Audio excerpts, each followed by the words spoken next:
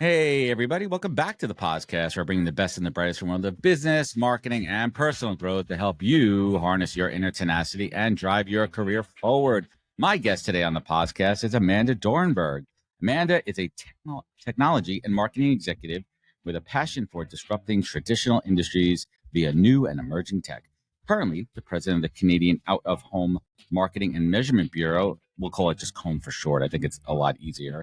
It's a mouthful. And she's responsible for driving innovative change using new and emerging tech across the out-of-home industry, which we'll get into. Out-of-home is a interesting term, and we're going to have Amanda break that down for folks who don't know what it is. And I'll hit the continue music button here because it only lasts a minute or two. But she has a ton of wealth in knowledge, experience, and she has an incredible story. So let's get to it. Amanda, welcome to the podcast. Thanks for having me. I'm excited. All right, I'm going to lower my music now and get into it. Well, awesome, thank you. And we have our friends up north in the in Toronto. My home away from home, 20 plus years ago. I was telling Amanda before we went on the air. I went to school up in Buffalo and had many good times up there. But we'll save that for another podcast when we go. This is your we're not talking about college, Adam. That is just no one needs to hear about that. So the show is about you, Amanda. So before we get into the current Amanda, there was a version of Amanda growing up, and correct me if I'm wrong, keep me straight on this, that kind of went down the road of a professional model. Where happened? You scouted them all? Was it one of those like cliche modeling stories? Tell us about that. A little bit cliche, yeah. Yeah, let's get into it. I'm curious. Yeah, it's a little cliche. I was scouted in a mall. So nailed that one. I grew up in a small town, like very, very small town called Prince Edward County, which apparently now is wine country. But I haven't been back in about like 25 plus years. Well, the grapes have grown in 25 years, Amanda. They would just start on the vine. I think they did. But back then it was nothing but farm fields of wheat and hay and blueberries and not a lot of grapes at the time.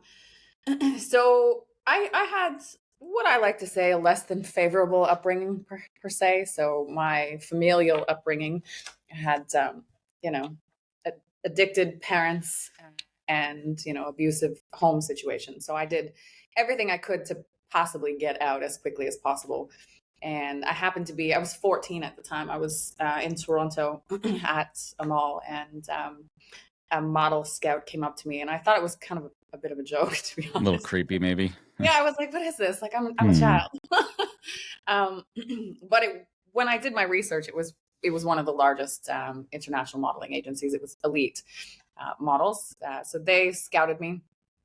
And then around 16, I moved out of my parents' house when I was 16, 2 days after my 16th birthday, in fact. But at that age, I had worked through their sort of model development program for the prior 2 years. And they had put me into the women's division and started sort of sending me out on gigs. And I got signed with a number of international modeling agencies. And I spent from 16 until I was almost 32 as a professional model. It was a whirlwind experience. I had agencies as well at the time. So I opened a model placement agency and an artist representation agency during my 20s. When did that, I mean, there's a lot to unpack here and we'll spend a couple minutes, but I want to talk first about when did that light bulb go off where you started to see like the business side of it as an opportunity for you to not just model, but, make some other money off of it by opening an agency? So I think I was probably, it would have been in my early 20s. So I graduated high school when I was 16. I was very much a nerd. So graduated high school when I was 16, moved out, put myself through college. I did computer programming and systems analysis while I was modeling full time. And I actually worked at a call center full time as well, doing tech support. And I went to university. I did a bachelor's degree in marketing, media, and communications when I was 18 to 21-ish. And it was during that time that I really fell into the business side of things. And it definitely transformed my modeling because I would be more inquisitive. I'd be like, why did you book me? I don't look like the rest of the girls here. I'm like the oddball out. Why are you understanding the business side of it and the logic? It was trying to, I made friends with all of the production crew because I wanted to understand, what they were doing and why they were doing this. And so I think it would have been, during my university years, let's say 18 to 21. that made me think about, hey, I could turn this into an actual business. So I started initially doing model placement because that was the most familiar to me. Mm-hmm. I was a model, so I could see what these brands technically What you want. were looking for. Yeah. So I started with that, and then I kind of expanded and went and opened a second company in artist representation, which was like photographers, videographers, The whole directors, industry. POPs. Yeah. And what was one of those, first really hard lessons learned the hard way, as they like to say? So In which many. capacity? Which one? The agency side or the Yeah. modeling? Well, let's do agency side first, and we're going to unpack the modeling side too. The agency side, learning a very difficult lesson that people really wanted my contacts. I was a bit naive and, young, one of my first businesses. So it was a hard lesson to learn because it was somebody whom I thought was a very dear friend. And unfortunately turned out not to be. I just wanted to steal my contacts at all of the, the Condé Nast, the Vogue, etc. of the world. So yeah, that was a hard lesson learned. And how much has that affected your ability to trust people professionally and personally? I actually think it's helped me a lot. It's helped me to be able to understand what motivates individuals in a very quick fashion. So typically when I meet someone, and my friends and my business partners will say this, they're like, "Oh, she's like a human calculator. She'll just read you. She'll Right. know You could size people up pretty quickly and understand their intentions exactly." and motivations. Right. Exactly. So I think that, it gives you a level of street smarts where you understand, Hmm. what's motivating individuals and how that will transpire in business. So talk about street smarts. How did that translate into what people say about the dark side of modeling? You were a young girl, lots of young girls in the industry. I'm sure you had to deal with your fair share of, harassment, sexual harassment, and navigating through that. Tell us a little bit about that time. How as a 16-year-old, out in the world by yourself. I mean, that's, hard to wrap my head around, but like, what was that time like? I mean, I'm not putting a date on it, but it's still in a recent past, Yes. but certainly before the It Me Too was a movement. bit of a lifetime ago. I'm open about my age. I'm 40 now, so I'm very proud to be a young. Welcome to the 40 club. It's Well, not that bad. I 40s. just turned 40 in April, so I'm Well, here. Um, there was a lot, there was back then. I was very thin, and I was maybe like 115 pounds soaking wet, and I'm 5'9". So I was your typical like slender model in the 90s and the early 2000s. mhm. And I had hips, let's say, which now everybody wants hips. But Hips are now back in style. Who would have hips are figured? back in style. But back then they were not in style. And my agencies would often request that I diet or I do this and that and lose weight. And then, on the flip side, the sexual harassment component, I have stories that could probably, I won't repeat them, but I have stories that would make women cringe. Men throwing credit cards down and trying to force you into sexual acts. And it was truly appalling, but certainly gave me thick skin, if you will, and gave me the capacity to understand that you don't, first and foremost, you never have to, concede to that or go down that path. But it's okay to be strong enough to say, no, and that is not going to get you to where you want to be. In fact, it should be inspiring to be able to do that without having to go down that path. Yeah, I mean, from what I hear, I mean, we've certainly made strides as far as that in the industry, but it's still prevalent. There's still, Still very elements of prevalent. that, and today with this modern culture of, let's make a little left turn here, right? Like, how does it, like, I think now of like, I think it's a platform like OnlyFans, right? And I think of it two sides: one from an exploitation perspective, and then I also think from a monetization perspective that it's really enabling so many women and men and everything in between, and everybody to really have a platform to make money. And who gives a shit, right? The whole kind of image is changing. The whole perception is changing. What are your thoughts on I think on the? it's for individuals who are leveraging OnlyFans, it's empowering. At the end of the day, it's their body. They can share Mhm. it. They can do whatever they want with it. You know what I mean? And no one gets to dictate how they're portrayed or Mhm. what the perception is of them. I think it's great. kudos to them. I don't have Ku- the capacity to do it, but kudos to them. I mean, I if I had like, I joke around with my friends, I'm like, I mean, what if it's just my feet and people aren't seeing any of that, right? Like, Love that. Like, I know, and my wife always jokes, she's like, you have a very big toe. I was like, is that, can I monetize that big toe? She's like, listen, she's like, if no one sees your face, I don't give a shit what you do. If you're making money to pay the bills, I'm like, right. all right, well, that's a conversation for another Mega. podcast.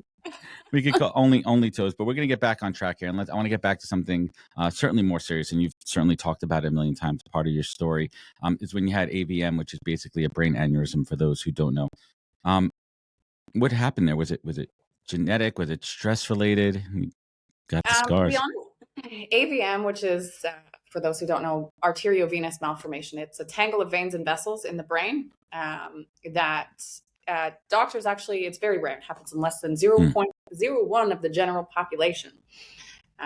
So quite rare. And doctors don't actually know how it occurs, but they do know it happens as a fetus. So you're born with it. It's not hereditary. But typically, if you have a rupture, which is essentially a hemorrhagic stroke and an aneurysm, you're either very young, like less than 10 years old, or you're elderly. So for me, it happened when I was 27, and I was on set at a photo shoot modeling. I had 2 gigs that day, and we had just wrapped the first one. Fortunately, we were in Toronto here. At a studio very prevalent in the East End. And, fashion studios are hot, sweaty. There's not a lot of open air. There's typically no window. Hot lights. Yep. It's like hot lights. There's there's a lot going on. It's a microwave. A lot of people around. And so I got this crazy pain in my head. It felt like somebody was stabbing me. I was 27. I didn't really think anything of it. And it just was the most intense pain I have ever felt. So I went out into the hallway where there was an open window. It was June 17th of 2009. I have that date tattooed on my arm, as well as the date that I actually had my brain surgery, which was September 24th. Fortunately for me, my EMS or my makeup artist was a former EMS worker. And so she followed me out into the hallway and started asking me questions. What type of pain is it? Throbbing, pulsing, stabbing? And I was like, I don't know. It's just the most fucking intense pain I've ever felt. Like, forgive my swearing. It was so intense. And then the next thing I remember was, I think I fell to the floor and I lost mobility on my right side. Jeez. Because I had a full hemorrhagic stroke and 2 areas of bleeding in my brain. So technically 2 aneurysms. And I was paralyzed on my right side for a period of time because of the damage to my brain. Anyways, so I remember being on the floor, losing mobility, trying to pick up my phone and saying, like, call my emergency contact. And then the next thing I recall, I woke up in ICU and I had tubes everywhere. I had a tube in my throat and like all this beeping around. They had done a quick procedure to what's called cauterize the area of bleed, so just to stop it bleeding. But because there was multiple areas of bleeding, I had too much brain damage to have a full surgery. And at the time, they were still trying to figure out what the cause was. Because I was so young and I was healthy, I was fit, I didn't drink, I didn't, do any drugs. I was like an anomaly. And so they run all these tests, and then they, a week of being in ICU later, they tell me that I need to have a full craniotomy, which is a full brain surgery. So you can see I've got a horseshoe shaped scar. They opened you up. They opened me up. Yeah. It was see what's under the hood. Exactly. So Jeez. That wasn't able to happen until the end of September of that year because I had too much damage. So I was blind for a period of time. I was going to ask about that, how it affected your vision and speech.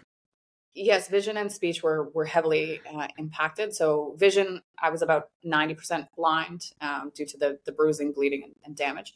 And speech, my brain was cognizant in the sense that I could actually formulate a sentence, but I found a disconnect between how I was able to communicate with the rate at which my brain would think I was communicating. Were you able to? I mean, you had to be scared. I mean, were you scared of? Well, let me ask you this: you left the house at 16. Who was there for you? Hopefully you had good friends and other maybe family around you to support you. Yes, I was dating a lovely man at the time, and his family took care of me. They were there with me the whole time. Talk to us about the recovery. Yeah, it was intense. Um, so after surgery, between June, so June 17th was when I had the stroke and the aneurysm, and then September 24th was when I had my actual brain surgery. Surgery was 12 and a half hours long. Had to fill out all of the horrible paperwork that at The what 27 if? I Yeah, think jeez. you would want to even consider. So between June and September, I because the swelling and the bruising had sort of subsided enough to allow for surgery, I did regain, cognitive mobility, if you will. I wouldn't say limited. I had full capacity, but it was laborious, let's say. Um, and I had around 60% vision going into surgery, and they had anticipated that would alleviate post op. So there was a lot of rehab in the sense of just getting up and walking every day, and I saw, being in the neuro ward, I really saw some sad stories and Jeez. things that humble you, let's say. How long? How long was it? How It long? took me about Yeah. I was off work for 2 years. I did some modeling stuff. I closed my agencies during that time. So I closed both my agencies. And I did some modeling work here and there in between during that 2 year time frame, just when I felt physically I was able to stand for 12 hours, if you will, or Jeez. 8 hours. But it was 2 years. 2 years. During that time, what was that thought process about? Once you're able to focus on the healing and you felt confident that you were going down the right path of what's next career wise, like maybe modeling is not going to be forever. No one ever thinks modeling is going to be forever. Anyway, but where how'd you wrap your head around that? What was next? So it was interesting. When I decided it was time to re-enter the workforce, let's say, I wanted something more stable, because in my fashion life, I was traveling constantly. I'd been to some really beautiful places around the world, but you're always on the road, right? And so I wanted something that was a little more stable, and Hmm. so, given my background, which was marketing and fashion and media, it was somewhat of a natural transition into the advertising space, which is where I am currently, advertising and media. Um, and so I took a job at an out of home company. At the time, it was called Titan Outdoor. They no longer Big. exist. Um, But they used but to be everywhere. I remember the bottom of the billboard seeing Titan. they used to be everywhere. So out of home, it's so funny because I mean I was telling you before, and I'm an ad guy, but what's the definition of out of home? Explain out of home advertising to anyone out there who's not in the industry. OOH. OOH. OOH. Oh. Oh, oh. It's I like to call it offline advertising. So when you leave your house, hence the term out of home, you see billboards, you see, Times Square, Yonge Dundas Square, you see all sorts of big, beautiful assets that are on the side of a highway. You see a transit shelter, you see Mm-hmm. a bus wrap. All of that is classified as out of home. You go to a restaurant and you see an advertisement, in the washroom above the Or sink. or on the That's menu, right? or On the menu. Yeah. I love the diner menus, the local ads. Yeah. that's all classified as out of home. So it takes many different formats, from outdoor to indoor, which we call place-based. Um, but yeah, I took a job in out of home as a marketing director, and I quickly took over the tech, because I'm a nerd. So I ran all of their IT infrastructure for a while, and then Titan decided they were going to sell the Canadian assets off. So they had recently sold their UK assets. They were a multinational company at the time. So when I joined, they had just recently sold off their UK assets. And about maybe 7-8 months into my role with them here in the Canadian space, they decided to sell the Canadian assets off. Interesting. Yeah. Yeah, let's get into the tech side of billboards, because it's so funny. We were driving upstate this past weekend on and when it was Route 17, cross like from the New York State Thruway, off the New York State Thruway, and there was this one stretch that I swear to God had like 40 billboards in like a quarter mile. And I'm like, I said to my wife, like, what the hell is that? I'm like, that is one property owner is trying to maximize the amount of billboards there. But they were like old school billboards, right? They were for all the local businesses and everything that are up there. And then I started talking to her about billboard technology, and we're talking about the innovation in Times Square, which is pretty much the epicenter of innovation in interactive billboards. I think the first when you think of Times Square, they had the camel smoking ad. They had smoke coming out of the camel, and then the soup, the cup of noodle soup coming out there. So creative. And now we fast forward to today's digital age, where these billboards are so intricate and they involve so much technology, whether it be geofacing, interactive, any type of AR, AI, any type of Web3 integration. So many different ways to do it. Talk to us a little bit about that innovation side of tech and how that really spoke to your passion of being a nerd. Absolutely. So I quickly learned that, the billboard industry was relatively traditional, and there was huge opportunity and upside opportunity to innovate and to drive technology through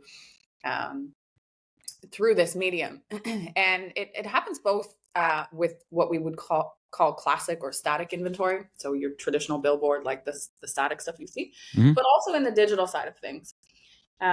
So first and foremost, what my company does is ingest over 8.5 million, we call it road segments, on an hourly basis right across the country, which allows us to understand consumer movements and like volume of movements, flow. So, what percentage of traffic turns left versus goes right or straight at an intersection. That we ingest on an hourly basis. And we take this information, we then observe, these analytics to understand consumer movements to what we classify as a home origin, which would be a device persistently static over a study period. Usually that study period is around 12 months. And we understand, okay, this device lives in this static location. We take that longitude and latitude and reverse geocode that into either a zip code or a postal code in Canada. And then we work with companies like StatsCan or, the governments that are doing all of the census surveys.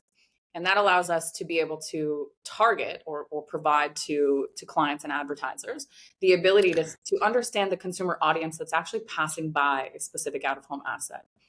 And then on the creative side, with respect to digital out-of-home, there's so much innovation. We've got new technology like anamorphic creative, which is that 3D where it feels like you're coming out of. It's pretty cool stuff.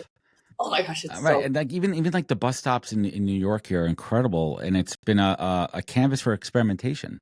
Yeah. And I think it's innovating a lot on the creative side too, because it's allowing creative directors to come up with crazy ideas, because it's attention grabbing, right? And you may have somebody's attention if it's a billboard for what's this at 2.2 seconds. I'm making it up. I'm pretty close to that. Or a bus stop where you may be sitting there for 20, 30 minutes and absorbing it and engaging with it. And there was one with the I don't know if you saw it in New York City. It was a year or two ago where it looked like it had $1 million locked in it. Oh yeah, I did see that. Right. It's a playground of innovation, but it's weird because in the industry, OOH has always been like the stepchild, right? Like it's not as sexy and everything, but I think it is. I think it's an incredible opportunity to be physically present. It's literally an open canvas. It is giant canvas. Literally. And creatively, you can do whatever you want. There's like, you can do 3D projection mapping on a building. You can create experiences that are like aha moments where you're not just amplifying a brand with this experience, but you're also like encouraging engagement and the social sharing side of things. It's really like, I love out of home from a creative perspective.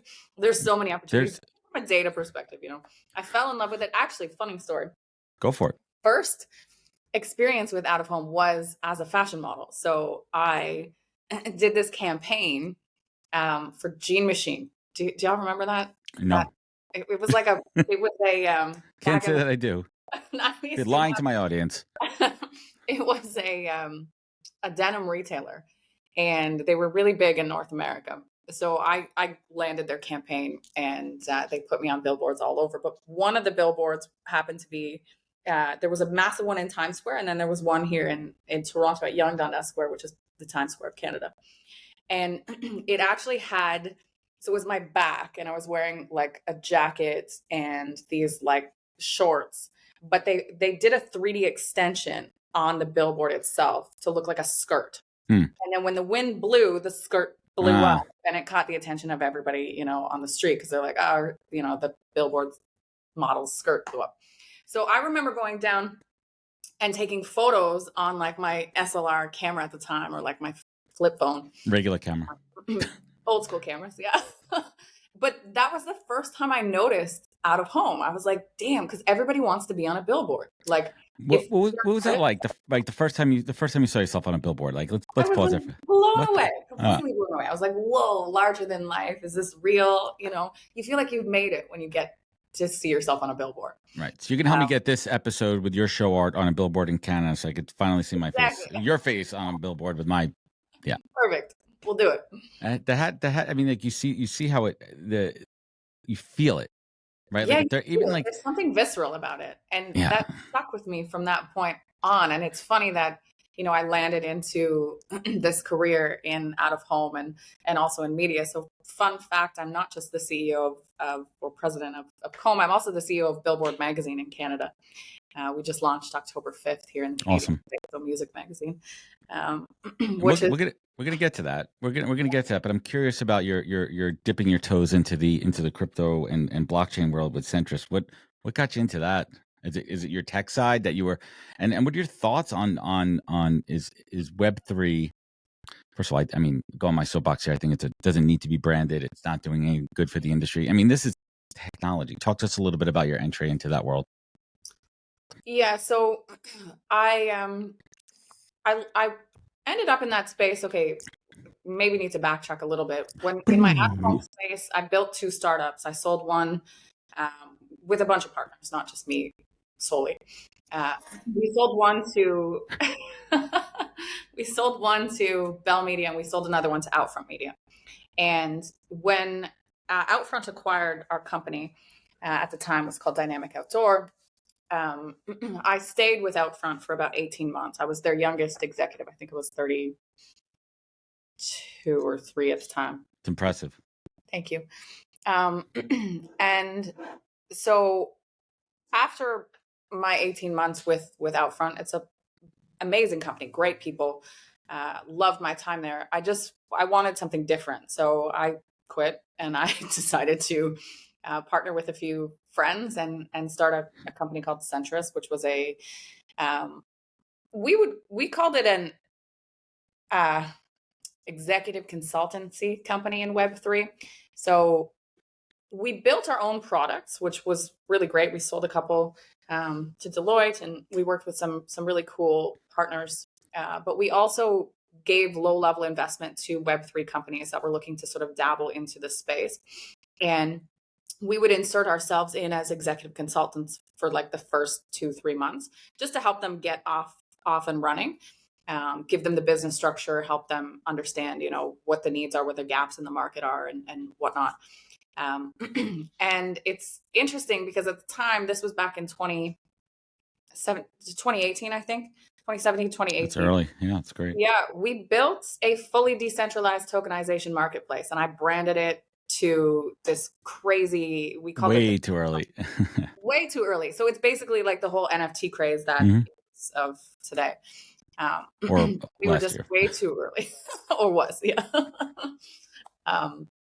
So I love the space. You know, the technology in it of itself is literally just that. You know, blockchain, people might be intimidated by it. They think blockchain, and all they immediately go to is crypto. Right. Crypto is not blockchain. Blockchain is not crypto. Crypto is not NFTs. Like, get over it.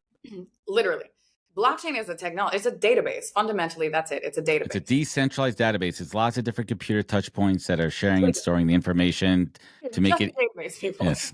It's a way to share info, and you can do It's almost like the internet, right? If you think about it, like the early days of the internet, it was different things stored in different areas. It's the same concept, but it's just like revamped. Let's say it's the new internet, if you will.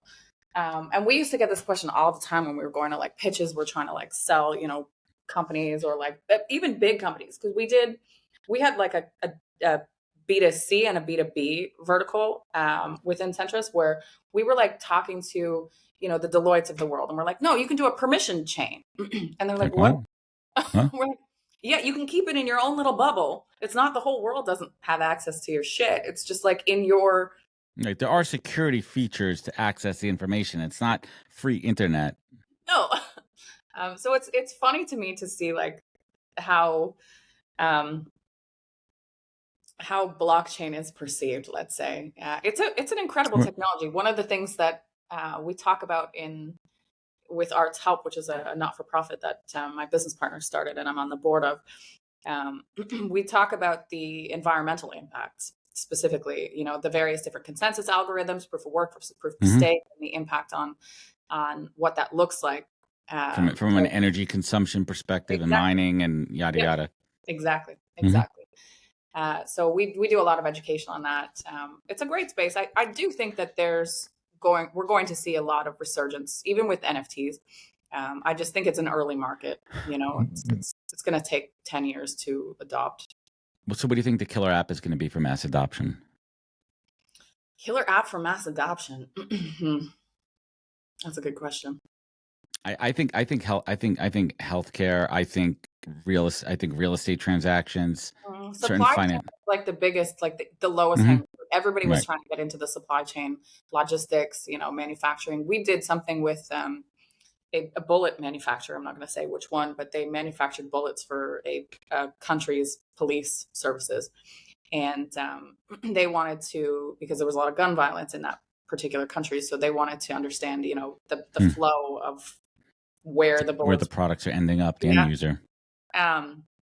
But again, I think people are scared of blockchain because it is fully transparent. So, you know, governmental and political services, it would be great if they took, if they adopted, you know, leveraging blockchain. But I think it'll be a while. I do appreciate your perspective.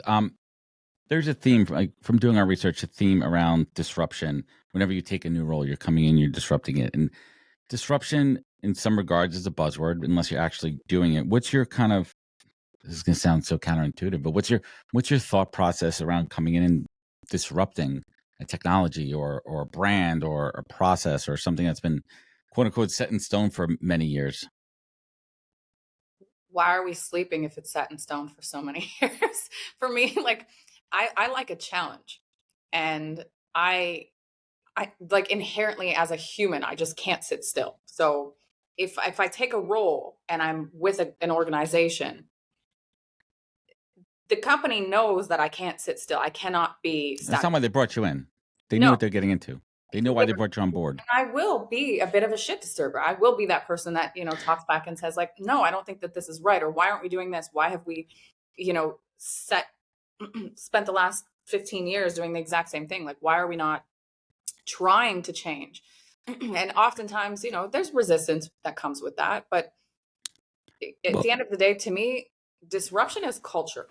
So in order to disrupt or to change, you have to have the right team around you. It's not about one person's vision. It's about ensuring that, you know, I might have a great idea, what I think is a great idea, but I've got the right people around me to tell me, Amanda, that's a terrible idea. Don't do that. Or that's a great idea. Let's run with it. So you talk about this pushback. How would you describe the difference of, you know, when you've seen male colleagues in the industry pushing back versus you know, females pushing back? Do you want my honest answer? Yeah, that's what we want. Yeah, let's talk about it. Let's be real. Let's be real here. I'm not shitting around. We're disrupting the podcast. We'll be real. We'll be like full on real.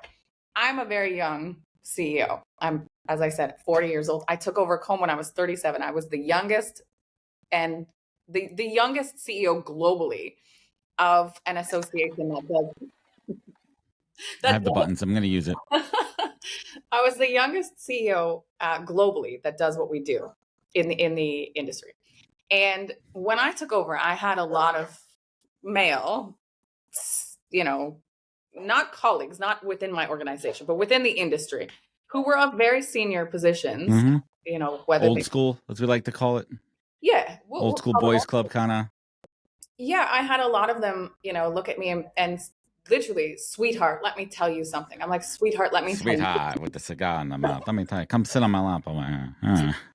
once again, I have like the thickest skin ever, so like it doesn't wholly bother me, but I will put you in your place. Just watch me open my mouth, and I will school you based on what I'm about to do for the industry. Mm-hmm. So it's interesting that the pushback between, you know, the dynamics of gender, let's say. I think for the honestly, like truly for the most part, everyone has been very supportive of what I've done. There's, you know, rare occasions where I have these situations where people are, you know, condescending and whatnot, and it's fine because to me, I'm like, okay, you can hate all you want, whether you're male, female, or whatever other gender you identify with. I truly like just watch what I do, and to me, like I never let that bother me. I never take it personal, and that maybe is a piece of advice that I can share to your listeners, that people are going to say and judge and do whatever they want. Like, Haters gonna hate. haters going to hate. You literally cannot change somebody's opinion. So at the end of the day, just change their opinion or show them by the work that you do and the results that you garner. That's Powerful. Yeah, powerful. So most recently, you mentioned before you went from billboards to billboard. Talk to us about that transition in your career. Well, I do both. So I'm still in billboards in the out of home space, and we just recently launched Billboard Magazine here in the Canadian space. So my business partner and I, I call him Fammy. Literally, like we've worked together in various entities. I like it, family. Mm-hmm. Family, for the past decade plus, and so he has a company called Arts Help, which is the largest global digital arts publication focused on marketing. And so I sit on the board of directors for Arts Help, and you know, I'm technically the CEO of media for them as well. But we have a big partnership with the United Nations, and with that company, we grew from just a social platform. It started in, I think, 2018 as an Instagram account that was focused really on sustainability and environmental impact and climate activism. And, you know, that grew within a year to over 20 million followers just organically. And so we were like, okay, there's a business here. And anyways, what do you attribute that growth success to? That's a huge jump. Did something go to community? Yeah, and how'd you foster that? Content. So we're a media publication. So it was pure content. The type of content that we were putting out was global. And during the pandemic, we did some activations. We won a Guinness Book of World Records. We sent art to space. Like we did some really unique stuff to garner some good PR, let's say. And the following has, you know, just continued to grow. But because of that, we actually had Penske Media Corp approach us, which is the parent company of Billboard and Variety and South by Southwest, Rolling Stone, like a number of titles. And they wanted to buy us as a publication. We were like, actually, we joked. We're like, actually, we kind of want to buy you. All right, continue. So we have grand visions of building into a large media house. And we had conversations where we were discussing other titles outside of Billboard Magazine. And we are still continuing several of those conversations. But Billboard it fit with us. It fit from a cultural perspective. It fit from a gap in the marketplace in the Canadian space. You know, a lot of media publications are closing down. There's new legislation from a privacy perspective that's limiting content from the US or from other markets into Canada. I was about to ask about that. Yeah, Meta got like the hold on that, Meta, Google, you know, and so we saw a gap in the marketplace and we jumped at it and we said, we'll take this. Is there a physical publication or is it all digital? It's all digital right now. We will do special edition prints here and there. But what's your thought on that?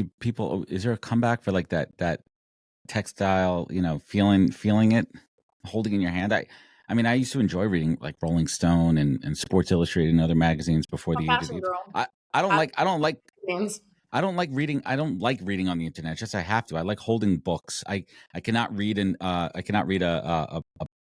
you know, the downloadable books, the Kindles. I can't. Oh, I was about to say, what's that the Kindle thing? I like to turn pages. I feel like I need to be in the book. I can't I swipe all day long. I just can't read like that. Like, is Very it similar. I love a tactile magazine. tactile? And That's the so, word I was thinking of. Thank yeah, you. no, all good. For My our vocabulary not so good. for our media kit, we actually printed a Hmm. physical magazine. That's We leave it disrupting behind. backwards, right? Like, oh, what's old is new again. I love that shit.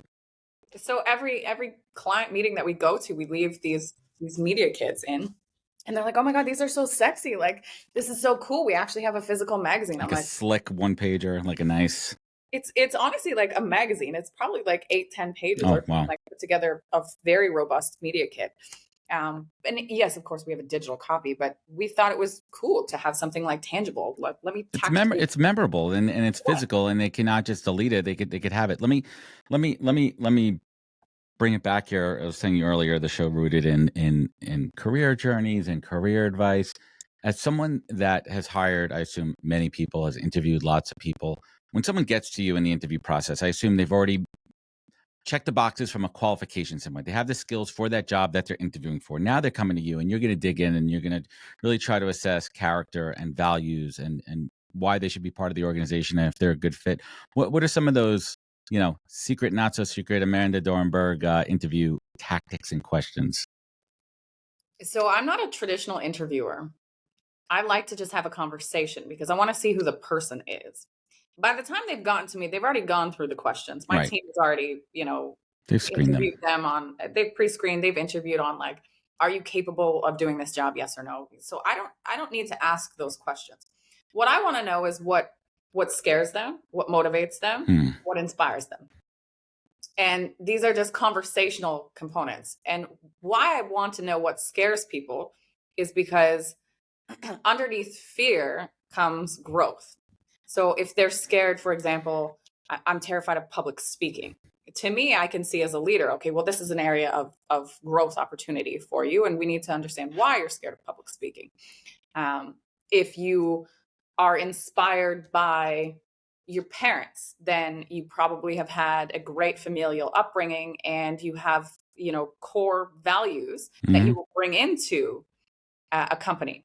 And you may have some traditional values, but you may also have some non-traditional values. So they're somewhat strategic, like psychological questions, because it's not just about the answer, it's about understanding what is driving this individual, what's motivating them, what makes them tick, both personally and professionally, because their personal interests are ultimately going to bleed into their professional lives and how they do their work. Like if they are a sports enthusiast, probably a team player.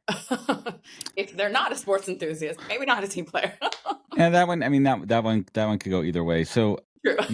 If someone's looking at your resume, right, just on paper, I mean, there's been a lot of movement, a lot until you kind of unpack it and really understand. I mean, I wouldn't call you a job jumper by any means, but what advice would you give folks who might be in a career or a job that they don't like, and having that?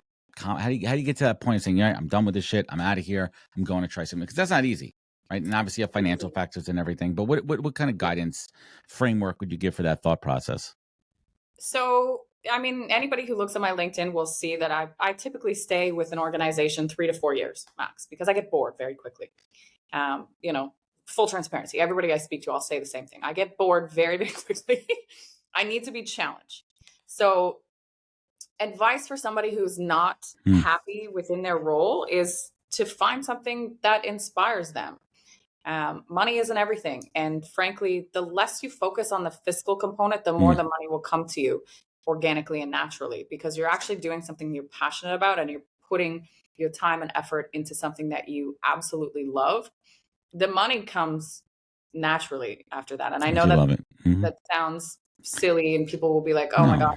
God, that's not the case. But the more you chase money, the more you're probably going to hate your life in the work you're doing, because you're just chasing a dollar. You're not actually chasing what you're passionate about. If you find something that you're passionate about and that you love to do every day, you wake up excited. You don't wake up being like, shit, I freaking hate my day today. Mm. Like, That's not the way to live. So, Amanda, this has been a fantastic conversation. Before I bring it home here, what's next on the horizon? Give us some alpha. What are you working on that's exciting you these days?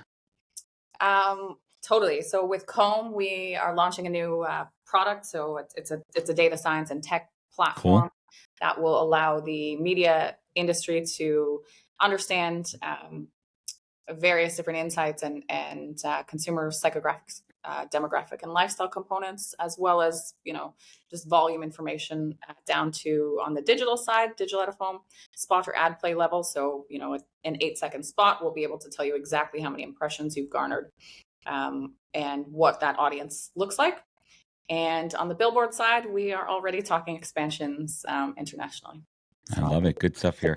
So let's bring it home here. And my final two questions I ask every guest, and it's been a crazy compilation of over 300 episodes of answers. Amanda, what is the single greatest piece of advice you ever received that you take action on every day? Always be curious. Curiosity is one of my most favorite attributes of somebody. Always be curious. Every day, learn something new. Just always be curious. Never be stagnant. Never be stagnant. And Amanda, last but not least, you look back on your life and you think about, you have the scars to show it, the low points, the lowest points when you didn't know if you were going to survive. You didn't know if you're going to know if you're going to survive. That's how fucked up you were, right? Literally. And you look back on that time and you're lying in the hospital bed and you're going through years of recovery and you had to pull yourself up and harness that inner tenacity to drive you forward to the place that you are today. Successful, building companies, building people, building products. And you sit here with gratitude and respect for what you've built and what you're building in the future. Amanda Dorenberg, what is your compass? What is your beacon? What is your North Star in life? Humility, kindness, and grace. I respect everyone. It doesn't matter what walk of life you came from.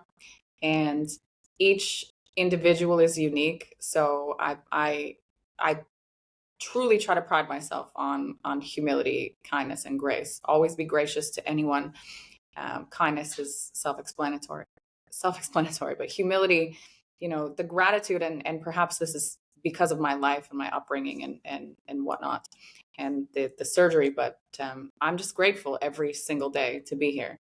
And I think if we start to take for granted what we have, which is the ability to breathe this beautiful air, to walk around every day, because so many people don't have that luxury. They can't walk, or they don't have the luxury to be outside. I just, yes, always be humble and grateful. I love it. And I am grateful for you taking the time this morning to join us on the podcast. Everyone, you could check out Amanda. You could follow her on social media channels at Amanda Dorenberg altogether. Where else could folks find you, connect, and learn more? I write for Forbes, Fast Company, Rolling Stone, and Entrepreneur magazines as well, under my first and last name, again, at Amanda Dorenberg. Instagram, same thing. Thread, Twitter, it's all just under my last name. That's how you do it. Amanda, thank you so much for joining us today. Hang with me one moment as we sign off. Thank you for your time, your honesty. Yeah, of course. It's been a great chat. And everyone out there, if this episode resonated with you, please leave a review rating. It goes a long way. If you have any questions, shoot me an email, adam@nhptalentgroup.com. Follow us on all the social media channels. Find out more at thepodcast.com. Remember, be good to yourself, be better to others, and catch us next week for another great episode of the podcast. Take care, everybody.